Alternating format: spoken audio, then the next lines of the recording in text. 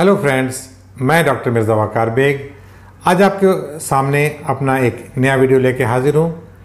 दोस्तों, जिस तरह से कोविड पूरी कम्युनिटी में स्प्रेड कर रहा है, काफ़ी केसेस रिपोर्ट हो रहे हैं और अक्सर अब मेरे जो जानने वाले पेशेंट्स हैं उनके पेरेंट्स को और उनके ग्रैंड पेरेंट्स को कोविड पॉजिटिव की रिपोर्ट्स आ रही हैं। कुछ लोगों की इसमें ज़िंदगी भी जा रही है।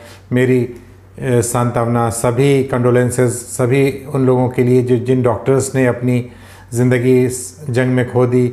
सारे जो हेल्थ केयर वर्कर्स हैं, नर्सेज़ हैं, पैरामेडिकल स्टाफ, मैं उनको सल्यूट करता हूँ जिस तरह से वो लोग डेडिकेटेड जज्बे से काम कर रहे हैं। और जो लोग इस ज़िंदगी की जंग को हार गए हैं उनसे मेरी सिंसियर कंडोलेंसेस हैं। भगवान उनकी आत्मा को शांति दे और उनको स्वर्ग में जन्नतुल फिरदौस में आला मकाम अता फरमाए, यही मेरी दुआ है। दोस्तों, जो प्रॉब्लम अब आ रही है कि जो पेरेंट्स पॉजिटिव हो जा रहे हैं और बच्चे घर में हैं, तो उनके ट्रीटमेंट क्या करें, उनको कैसे बचाव करें, इसके ऊपर मैं सोच रहा कि मैंने अपना वीडियो बना के आपके सामने पेश करूं, क्योंकि बहुत रेलेवेंट सवाल है। जहां तक कोविड-19 की पैंडमिक देखें तो हम लोग मोर देन 6 मंथ्स हो चुका है इस पैंडमिक को हम लोग जिसे कहिए कि सफ़र करते चले आ रहे हैं। इस पैंडमिक में ज़िंदगी के बिल्कुल मीनिंग बदल दिए। Negative is the new positive now, एक नया वर्ड आया निकल के है कि पॉजिटिव होना आप सबके लिए एक बड़ा ख़तरनाक है। ज़रा सी भी खांसी आती है, गला खराश होता है तो हर इंसान को ये लगता है कहीं कोविड तो नहीं हो गया। तो we are definitely going through a bad phase of life. 1-6 महीने में मैं समझता हूँ कि सबकी ज़िंदगी बदल गई है। लोगों को इकनॉमिकली, फाइनेंशियली, सोशली, मेंटली हर तरह से मैं समझता हूँ कि नुकसान हुआ है और बच्चे भी इस नुकसान से कहीं अछूते नहीं रहे हैं। अगर मैं एज ए पीडियाट्रिशियन इस बात को कहूँ कि मैं समझता हूँ कि एडल्ट से ज़्यादा इसका असर बच्चों पे पड़ेगा और उनके लॉन्ग टर्म फ्यूचर पे पड़ेगा। आप सोचिए, बच्चों की कैरियर का पूरा 1 साल ख़त्म हो गया, उनके स्कूल्स नहीं चल पा रहे हैं। ऑनलाइन टीचिंग हो रही है, बट ऑब्वियसली ऑनलाइन टीचिंग जो कैंपस टीचिंग का कोई बदल नहीं हो सकता। जिन बच्चों के बोर्ड्स होने वाले हैं, जिन बच्चों के IIT, JEE के मेन एग्ज़ाम्स थे, किस तरह से उन्होंने ये एग्ज़ाम्स को दिया है, किस तरह से उनकी ज़िंदगी पे इसका असर आगे भी पड़ता रहेगा। तो मैं समझता हूँ कि एडल्ट से ज़्यादा इसमें जो सफ़र रहे हैं वो चिल्ड्रन एंड एडोलेसेंट्स रहे हैं। लोगों की जिनकी नौकरी गई है उसकी वजह से आप देखें कि बच्चों के ऊपर इकोनॉमिकल बर्डन्स का असर बच्चों के डाइट पे पड़ेगा, बच्चों के ट्रीटमेंट पे पड़ेगा, बच्चों के वैक्सीनेशन पे पड़ेगा, बच्चों की एजुकेशन पे पड़ेगा। तो मैं समझता हूँ कि अगर कोई लॉन्ग टर्म सफ़र इस कोविड का होगा तो वो बच्चे ही हैं हमारे जो कि लॉन्ग टर्म सफ़र हो रहे हैं। जिन बच्चों को वैक्सीन्स नहीं लगी हैं वो ऑलरेडी उन बीमारियों के लिए ससेप्टेबल या वल्नरेबल हो गए हैं और उनके लिए ज़ाहिर सी बात है अभी भी गवर्नमेंट हॉस्पिटल्स में OPDs नहीं चल रही हैं, तो कॉमन प्रॉब्लम्स का भी इलाज ठीक से नहीं हो पा रहा है। अब आते हैं हम लोग इस बात को लेके कि भाई अगर पेरेंट्स या घर के अंदर जो फैमिली मेम्बर्स पॉजिटिव आ रहे हैं तो बच्चों का हम लोग बचाव कैसे करें, और अगर बच्चे भी पॉजिटिव हैं तो उसमें क्या करा जाएगा।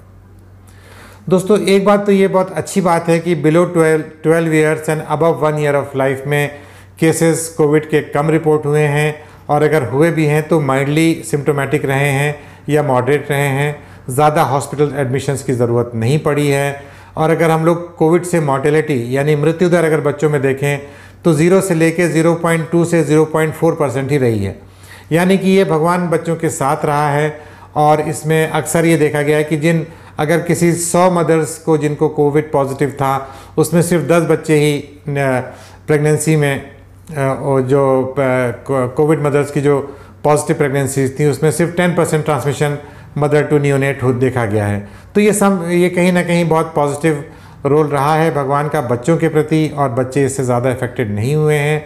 बट जो सोशल प्रॉब्लम आई हैं कि अब मान लीजिए कोई एक न्यूक्लियर फैमिली है और उसमें माता पिता दोनों कोविड पॉजिटिव हो गए हैं और उनका मान लीजिए 2 बच्चे हैं, तो अब उन बच्चों को वो कहाँ छोड़ें। अगर उनको हॉस्पिटल एडमिशन की नौबत आ रही है या उनको घर में भी आइसोलेट करना पड़ रहा है तो उन बच्चों की देखभाल कौन करेगा। ऐसे मौक़ों पर आमतौर पे मैं रिपोर्ट्स अभी देख रहा था कि अपने जानने वाले फैमिली मेम्बर्स भी रिफ्यूज़ कर देते हैं, क्योंकि उनको लगता है कि अगर मैं अपने घर में उस बच्चे को लेके आऊँगा, बच्चा आज निगेटिव है, हो सकता है 1 हफ्ते बाद वो पॉजिटिव हो जाए तो वो हमारे पूरे घर में लोगों को इन्फेक्शन फैला सकता है। तो दोस्तों, ये वाकई एक बहुत प्रैक्टिकल प्रॉब्लम्स आ रही है कि अगर दोनों पेरेंट्स पॉजिटिव हैं तो आप अपने बच्चे को कैसे केयर करेंगे, कहाँ छोड़ेंगे। इसके लिए मैं समझता हूँ कि यूनिट फैमिलीज़ के लिए आज के पास, सरकार के पास भी इसका कोई जवाब नहीं है। क्योंकि इंडिया में अगर हम लोग देखें तो ऐसे शेल्टर होम्स नहीं बने हुए हैं जहाँ पर एक हेल्दी इंडिविजुअल को आप रख सकें और उसके जो जिस तरह से उसको केयर चाहिए वो केयर वहाँ पे मुहैया कराई जा सके। अब यहाँ पर मेरे पास कई ऐसे पेरेंट्स हैं, डॉक्टर्स कपल्स भी हैं जिनके जो ख़ुद भी पॉजिटिव हुए और उनके बच्चे भी पॉजिटिव हुए, तो मैं समझता हूँ कि ये उनके लिए ठीक रहा, क्योंकि वो सब पूरी फैमिली साथ साथ रही और साथ साथ होम आइसोलेशन में वो लोग रहे और ठीक होके वो लोग अपने घर चले, घर में फिर आपस में दूसरे से मिलना जुलना शुरू कर दिया। या अगर इवन हॉस्पिटल में भी एडमिट हुए, मेरे पास एक और कपल आता था, वो KGMC में उनकी यंगेस्ट बच्ची जो थी मेरे ख्याल से 1.5 साल की बच्ची थी, वो भी एडमिट थी, वो भी पॉजिटिव थी और मदर फादर दोनों पॉजिटिव थे, वो एडमिट थे और माशाल्लाह से तीनों लोग ठीक होके चले आए। तो ऐसी सिचुएशन तो मैं समझता हूँ कि ठीक है कि भाई बच्चा भी पॉजिटिव हो गया, माँ बाप भी पॉजिटिव हैं, सब लोग एक साथ आइसोलेट हो गए। बट प्रॉब्लम वहाँ पर आ रही है जहाँ पर पेरेंट्स दोनों पॉजिटिव हैं और बच्चे निगेटिव हैं, तो वहाँ पर बहुत दिक्कत आ रही है। तो ऐसे में जो गाइडलाइंस हम लोग के पास जारी किए गए हैं उसमें अगर बच्चा 1 साल से कम है, यानी कि बच्चा अगर माँ का दूध पीता है, तो उसको तो ये कहा गया कि आप ब्रेस्ट फेड बच्चे को आप माँ से अलग नहीं कर सकते हैं। तो माँ ब्रेस्ट फीड अपनी कंटिन्यू कराएगी। वो अलग बात है कि माँ को बहुत एक्स्ट्रा प्रिकॉशन लेना पड़ेगा। माँ ब्रेस्ट फीड कराते समय बच्चे को अपने मास्क का प्रॉपर इस्तेमाल करेगी, फेस शील्ड लगाएगी, हैंड वॉशिंग को डबल तरीके से हैंड वॉश करके अपने ब्रेस्ट को अच्छे से वॉश करके कपड़ों को साफ़ करके फिर बच्चों को ब्रेस्ट फीड कराएगी, क्योंकि WHO का ये रिकमेंडेशन है कि अगर आप ब्रेस्ट फीड बच्चों को नहीं कराएंगे तो उसके जो नुकसान हैं वो कोविड से होने वाले नुकसान से कहीं गंभीर हैं। इसलिए ब्रेस्ट फीडिंग को WHO सजेस्ट करता है कि अगर कोविड पॉजिटिव मदर है और बच्चा कोविड निगेटिव है तो वो अपने बच्चे को ब्रेस्ट फीड करा सकती है विद स्पेशल प्रिकॉशंस। बट अगर बच्चे बड़े हैं तो उनको ये सजेस्ट किया जाता है कि उनको आप आइसोलेट कर दें।